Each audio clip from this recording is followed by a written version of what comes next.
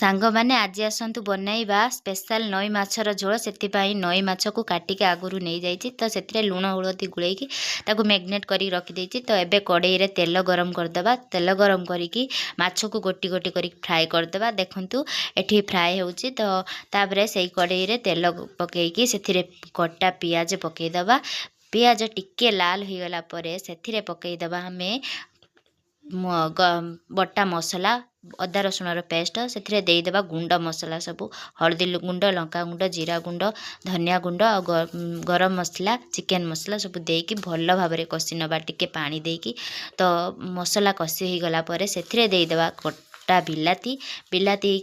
पकई सारा पर आवश्यक मुताबिक लुण पकईकी भल भाव में कषि नबा तो बिलाती हो गला परे कषि हो गला परे से देदेबा कंचा कटा आलू तो आलू को भल भाव में कषि हो गला परे तापरे पकईदबा आमे किछि से कटा सारू तो सारू को भी सेमिति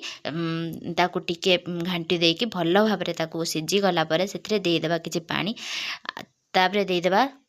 फुटी गला परे माछ भजा माछ तापरे धनिया पत्र और गरम मसला देकी रेडी हो गला हमर नई माछ झोल। आपण जदि मो चैनल को सब्सक्राइब करना ताहले सब्सक्राइब करदेबे।